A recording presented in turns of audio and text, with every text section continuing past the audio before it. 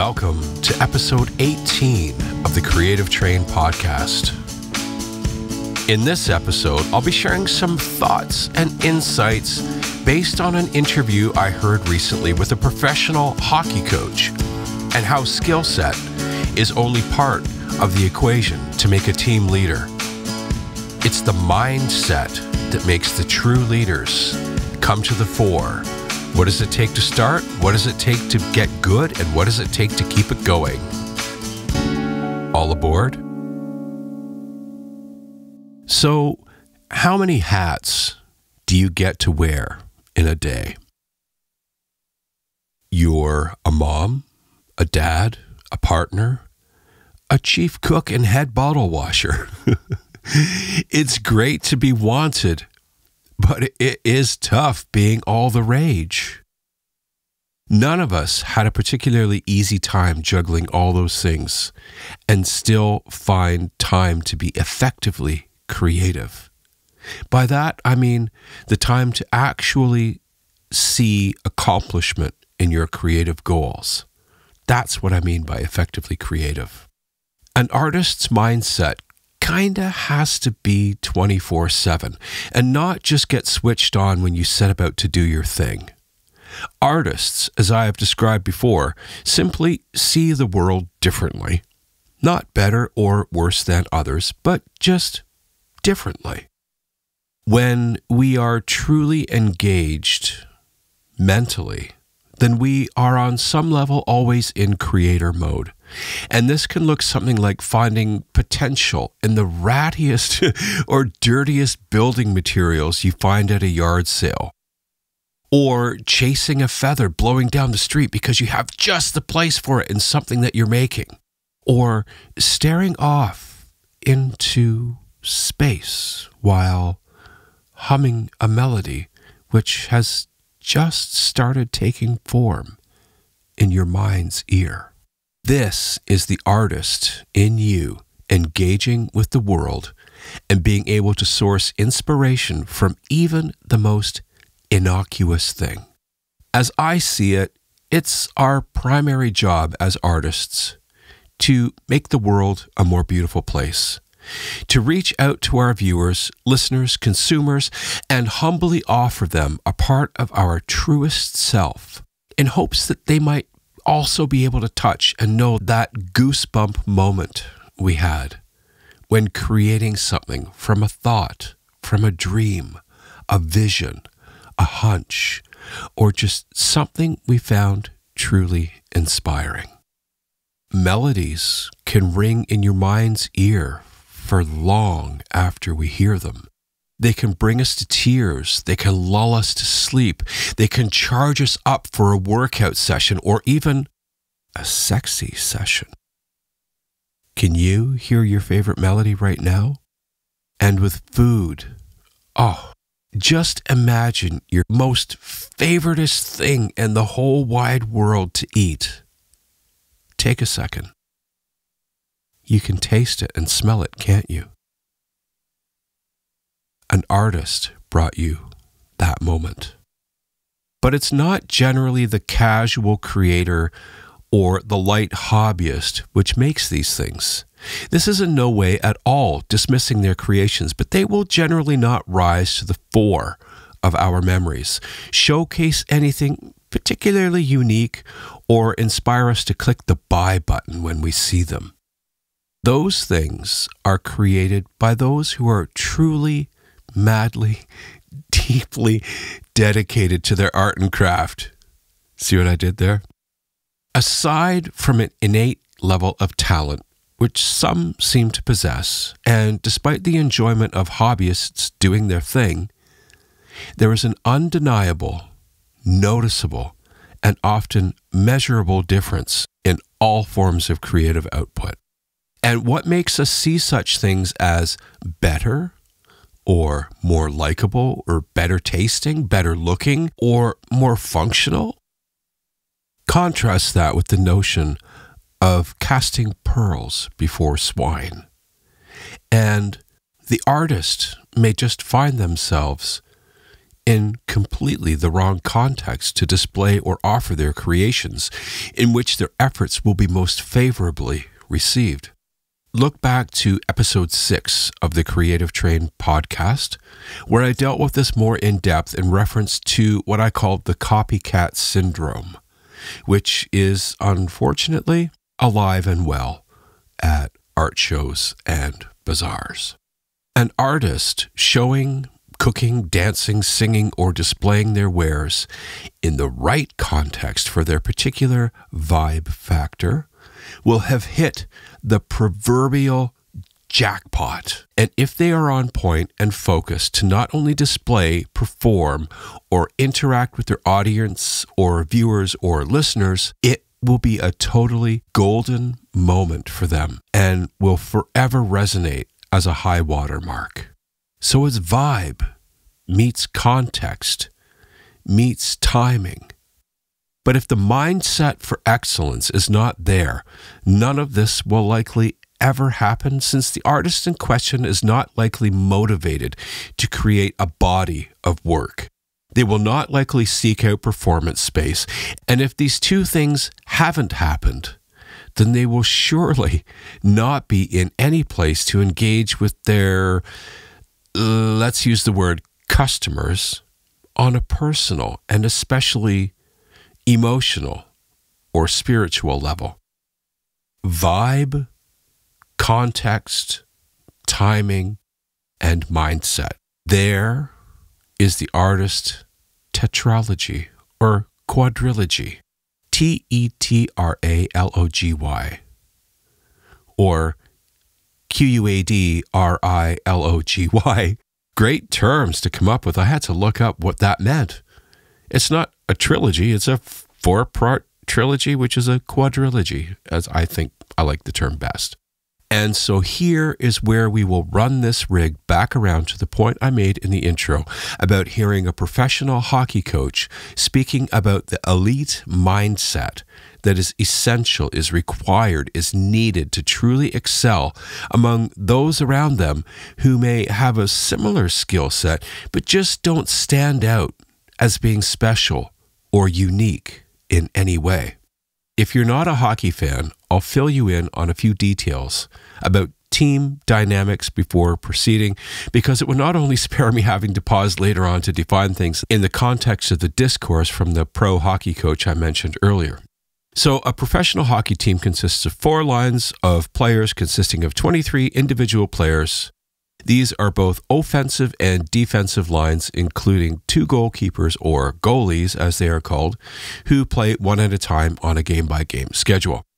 What are generally considered the top 2 lines are the highest scorers, the most offensively gifted players.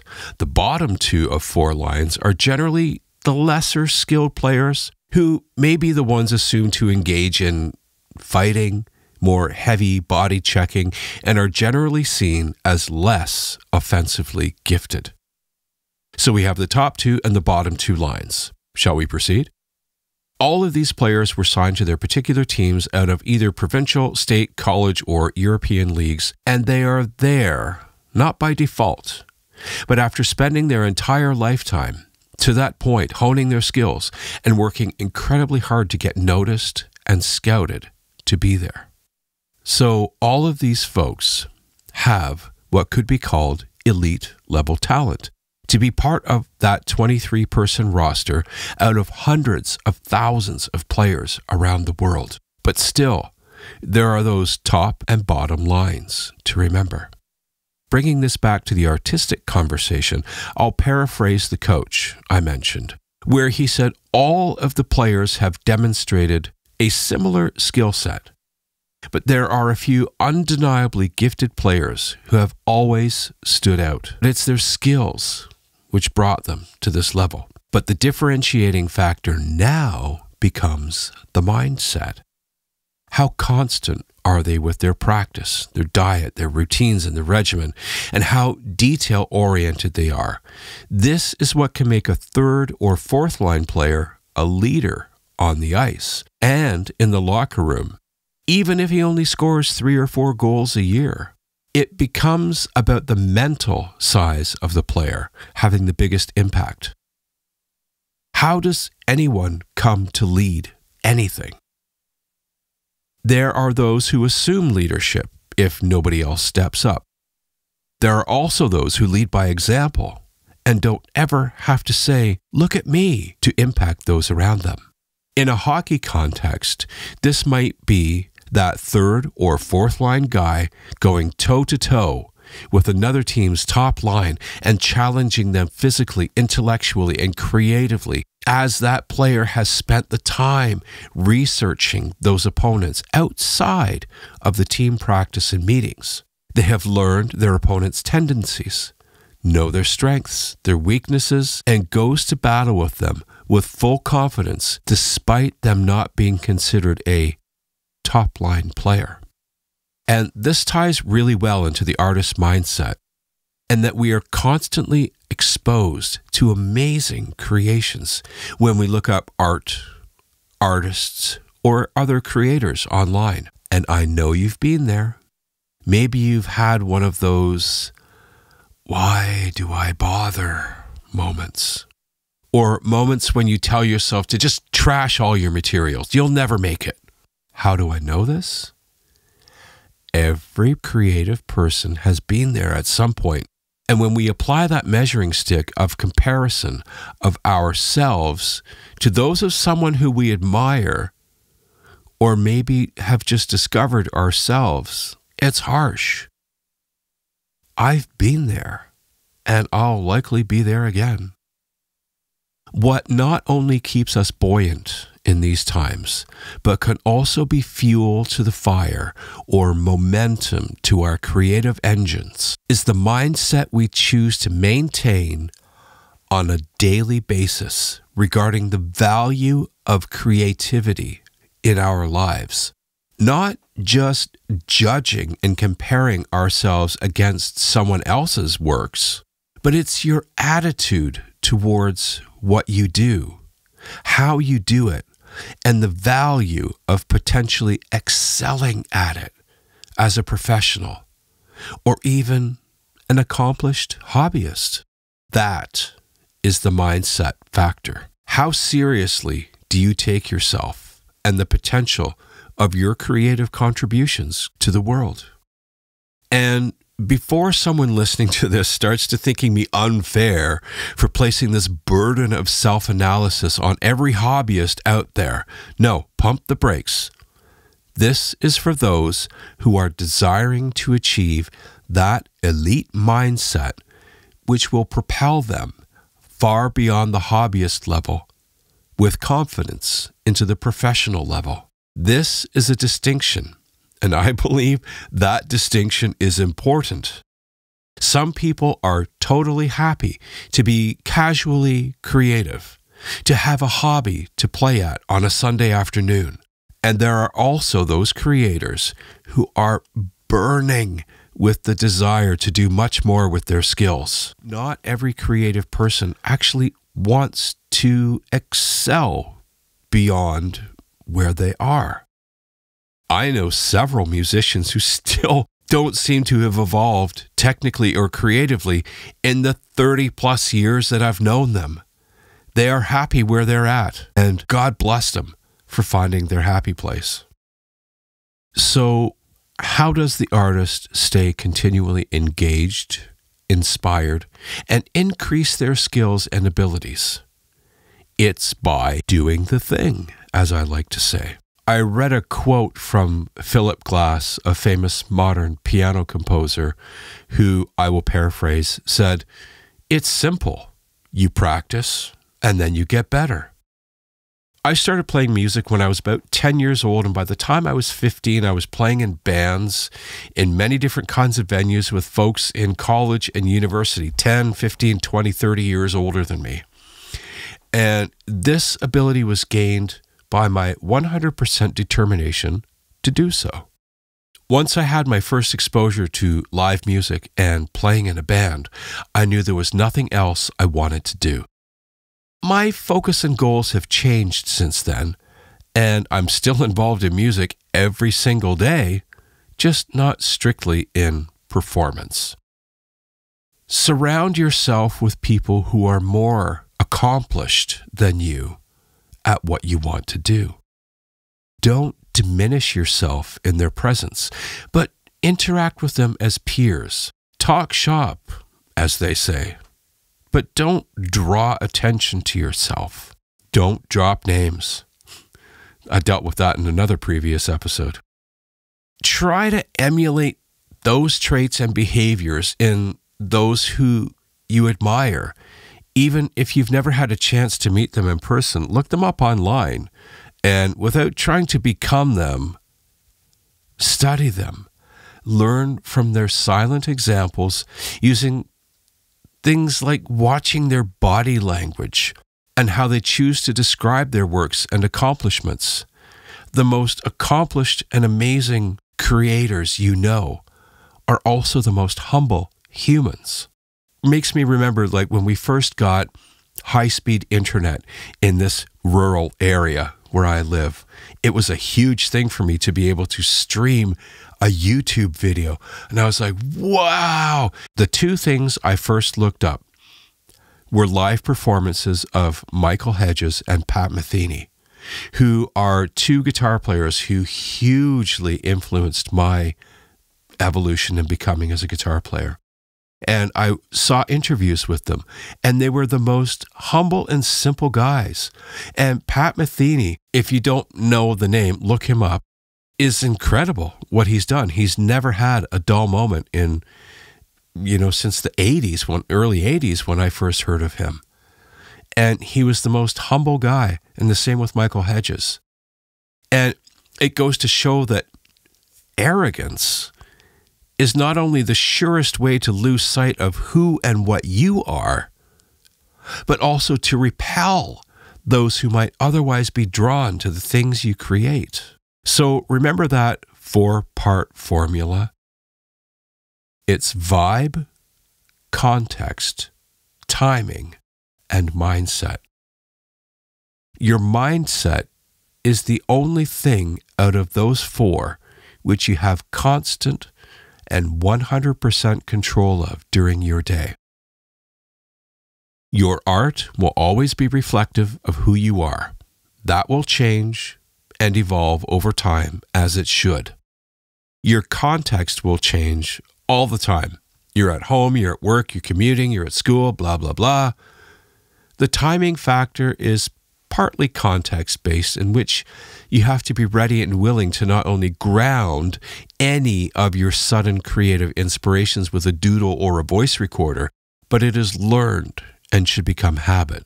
But your mindset, the mindset of an artist, as mentioned before, can be very fragile.